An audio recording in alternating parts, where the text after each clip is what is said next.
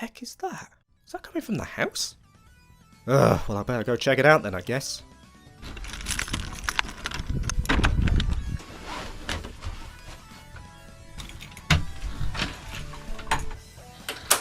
Alright, you bastard, where are you? Not here. It's coming from upstairs?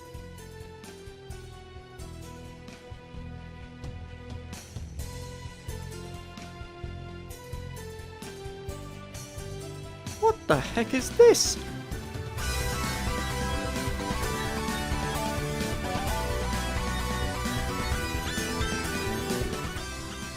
I have no idea. You, give me the answers I seek.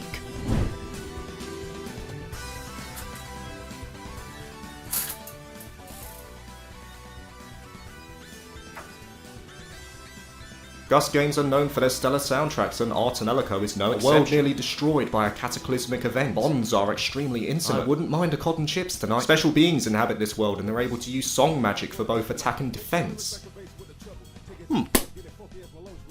Well, I'm down. Ar Tonelico, Melody of Elemia is a collaborative work between Banpresto as a publisher and Gust as developer. Originally planned to release for the year 2000 as a realization of a setting concocted by series director Akira Tsuchiya back in his college years, the initial premise was deemed too complex and was later revised to a collection of more standardized systems. With the surface level issues seemingly worked out, the game eventually released in January 2006 for the PS2 and would later receive localization from NIS America in 2007. And it starts pretty well, it gets your attention almost immediately. The game begins with the city of Platina under attack by a mysterious force known as viruses. Lina Barset, the game's protagonist, attempts to stem the tide but is ultimately overwhelmed and is tasked to find the Him Crystal Purger that will supposedly solve all the problems. Taking flight, it doesn't take too long for him to be shot down, crashing in a forest on the lower world. And though Lina is virtually at death's door, fortune smiles on him as a nameless girl cures him in the nick of time, allowing Lina to realise his predicament but nonetheless resolve himself for the mission ahead. With that, the journey begins. Now, if the story premise sounds basic, that's because it is. This narrative will not be winning any sort of creative accolade, it's very simple and doesn't evolve much beyond its core theme of saving something. The plot also struggles to find an optimum point of pacing, with many events happening extremely quickly to the point that some of them feel contrived. A number of the plot points lack any sufficient build-up, and as a result, the moments that should hit harder fall flat on a fair number of occasions. However, the simple approach of the story at least benefits Melody of Elemia in varying regard. It doesn't try to do anything too complex theme-wise, and the goals throughout the story are clear and easy to follow, so it doesn't need to rely too heavily on its writing to push the narrative along in a satisfying enough manner.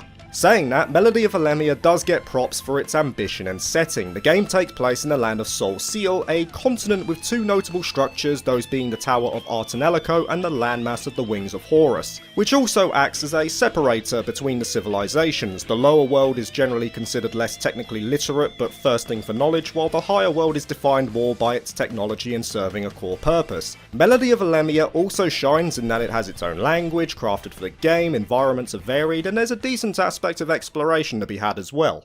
Exploration in of itself takes place mostly through dungeons, and the controlled character can use field skills to open up further areas, though getting them to work at times is more trouble than it should be, like here for example. I mean, what the hell is going on? Look! I'm standing right there and it's not doing anything! Anyway, there's a good deal of verticality too, with the platforming offered to the player allowing you to find further treasure or map out hidden areas, but the most important reward from exploration comes in the recipe cards that you find scattered throughout the world. These recipe cards acts as a window to enrich the crafting you can do in Melody of Elemia, known as Grathmelding.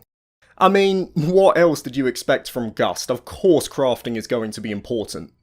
It's in your best interest to get stuck into this facet, as this is pretty much the only way you can obtain equipment upgrades, and you'll want to do this for the obvious reason of pumping up your base stats, but also to open further enhancement slots. You see, Grathno crystals that you find in the world will all have different effects split into 4 separate levels. In the same vein, equipment you wear will have 4 slots split into 4 levels as well. These crystals can be put into the slots to yield further benefits. Generally speaking, the higher the level of the crystal, the better the effect is. However, the higher level slots only open up for later equipment, which as said before, you can generally only find via exploration. However, Graphnode crystals also serve another purpose, those being enhancing the abilities of the Raver Tails. Don't worry, we're getting to them. So after getting healed and realising the extent of his plight, Liner bumps into a colourful chap called Jack, who's definitely a kindred spirit, not because he's got the badass cyborg look going on, but because he's ever so unsuccessful in his quest for a babe.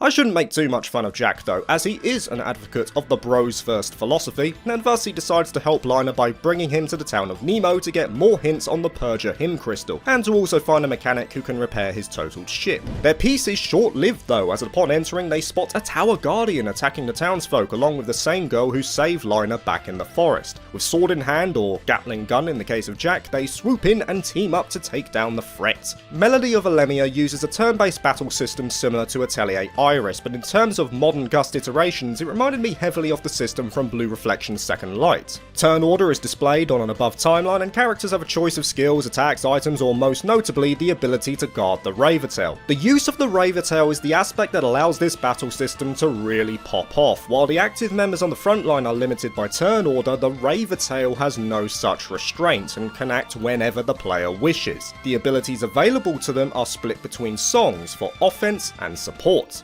That's right, songs.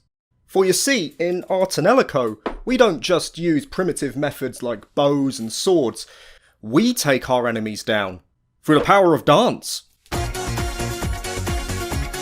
Okay, it's not dancing, it's singing, but music is power here, that's the main idea. By pressing the triangle button, you can access the wide array of skills linked to the Ravertail, and choosing one will activate the ability until it is cancelled or executed. Songs will generally become more powerful the longer you charge them for, but this will also expend more mana, placing a further degree of micromanagement on the player. Generally, you want to find a balance when utilising the Ravertail's abilities. On one side, it's important to cancel songs to conserve MP for any eventuality, but you also want to ensure you're casting often enough to push up the harmonics level. The bottom of the screen has two bars, a blue on the left for the members and a red on the right for the Ravertail. When the bars intersect, the party's harmonics level rises, speeding up the cast time of the Ravertail and opening up more powerful abilities for the front line. Generally speaking, the longer you fight, the more powerful you become, and you'll want to make the most of this, especially in those later boss fights where using the more heavy-hitting abilities becomes paramount.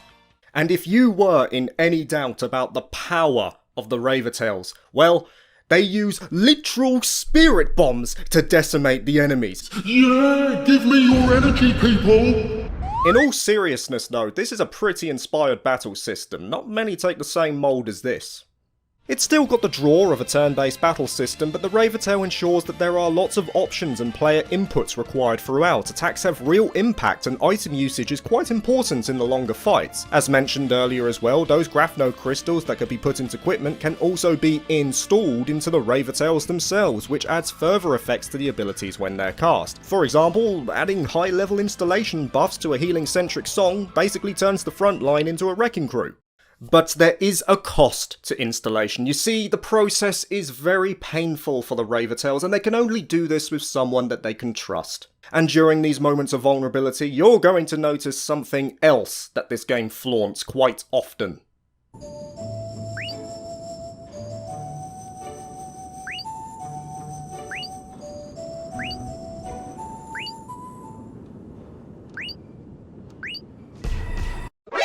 NANI?!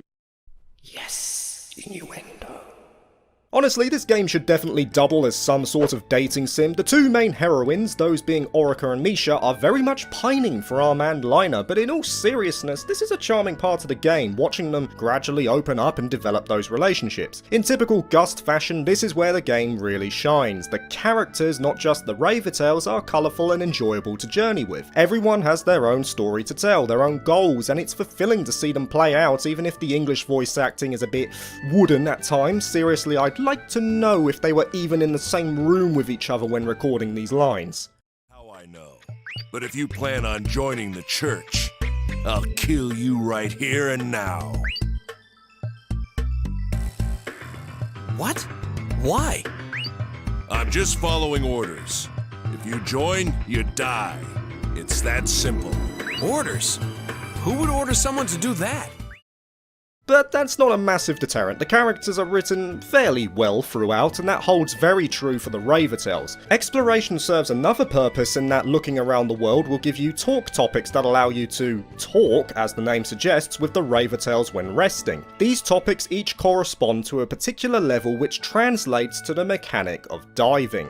As mentioned by our lovely Misha before, I chose Orica. We have the ability to dive into the minds of the Ravertales, though it's not as lewd as Misha may suggest. Rather, her apprehensiveness is born more from insecurity, an insecurity that you're diving into their inner world, confronting their doubts and struggles and helping them to overcome them. In other words, Liner gets to witness their deepest fears and secrets the further he progresses. In this instance, the game becomes more akin to a visual novel, with greater importance placed on the dialogue and character development, and this is where most of the Ravertales' backstories are made clear to us. By using dive points or DP, the goal is to progress through ever deepening levels, with each one representing an obstacle relevant to the Ravertale. It's the window to their motivations and anxiety, and it only gets more intense the further you go down. It's a very novel way to address character development without disrupting the flow of the main story by diverting the cast for some arbitrary reason, and they quickly became my favourite part of the game. It was always intriguing to witness how the Ravertales' thoughts and doubts manifested into barriers to overcome. They also act as a means of progression, as clearing events in these areas often yields new abilities that the Ravertale can use in combat, or give them alternative costumes with their own perks and benefits. The Cosmospheres as a mechanic are integrated very well into the fabric of Ar Tonelico's game design. Even though they're optional, the tangible reward for doing them makes them extremely important to do, especially when considering the structure of the story as a whole. Though the Ravertales will have moments to themselves on occasions and the talk topics give a further window into their personalities, the real meat of their development comes in their Cosmospheres. They provide the framework for their journey, allowing the player to have an idea as to how their stories will play out, made all the more important when you're presented with choices that divert the trajectory of the narrative. The Cosmospheres act as a means of preparing you for these moments. The game does a good job of giving ample time to let the Ravertales shine in their own ways, so players can choose with more conviction and find the one that resonates with them more, but it also means that if you want to see everything on offer, you will need to play through the game several times. And this has to be mentioned because Melody of Elemia has 7 endings to it and 3 separate phases that you can pursue via choices that you can make at certain junctures. To give you an idea of the degree of player choice on offer here, you don't even need to do the first phase of the story if you really don't want to. You can end it come the climax of phase 2, though I can't see a reason why you'd want to do that. If you're worried that your choices will mean you'll never see the other Ravertale again though, don't worry about that. You'll see them again. Your choice will just simply lock off their collection of endings come the conclusion of the game. So good news, the harem route is open to us, but it does come with a cost, like here for example.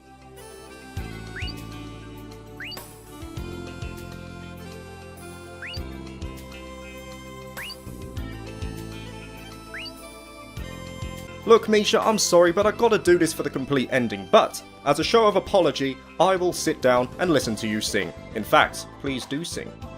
And I don't say that lightly, because the final big highlight of Melody of Elemia comes in one of the aspects I place most importance on. The OST in this game is killer, as you would expect when the world itself places such an importance on songs as a focal point. I mean, you've heard songs from the OST in this video, you decide, but I know for a fact that it was one of the key driving forces that kept me engaged, especially those battle themes. And maybe that's a reason why I'm so biased in my favour for this game, because it does have problems. It has pacing issues, the execution of its story at times doesn't match the ambition, the English voice acting is lax at points, there's typos in the translation, the UI graphics are rough and overlap, skills won't detail why you can't use them, and exploration can be a right pain with the finicky overworld abilities. But I don't really care too much about that, because it doesn't take too much away from a JRPG that is oozing in originality. Ar Tonelico Melody of Elemia is not a paragon of polish or complex yet fulfilling storytelling. It has faults and it can be frustrating at times, but it stands apart from contemporaries through its originality. You can play hundreds of other JRPGs, but many will not even come close to replicating this one in terms of its premise. What I'm saying is it has soul and it conveys that substance in a multitude of pleasing ways, whether it be through its combat, its music, its world, or the characters themselves. Melody of Elemia harmonises in all the areas that Gust are so adept at. And there it is, guys, the first video in a series which I hope is going to be a staple of this channel going forward, something that I can enjoy, but more importantly that you can enjoy. And as for what this series is, well, I imagine some of you might already have an idea already, but it is to delve into retro JRPGs, and what I consider to be retro is pretty simple in terms of premise. It is any console that cannot connect to a modern TV without some sort of periphery or adapter, so I believe that's the PS2 era and before. And as for why I want to get involved with this, well, I only got into JRPGs during my mid-teens, during the 360 era. I missed out on so many classics that I want to play, and now that I have the channel, it just gives me another reason to do it as well. So, you know, I can actually play them and share them with you as well. But anyway, guys, that is it for this week. I hope you enjoyed this video on Ar Tonelico, Melody of Elemia, and I will see you next week. Peace. Thank you for watching this video. If you liked it, please like and subscribe for more JRPG content, and consider joining my Patreon if you're interested. Peace.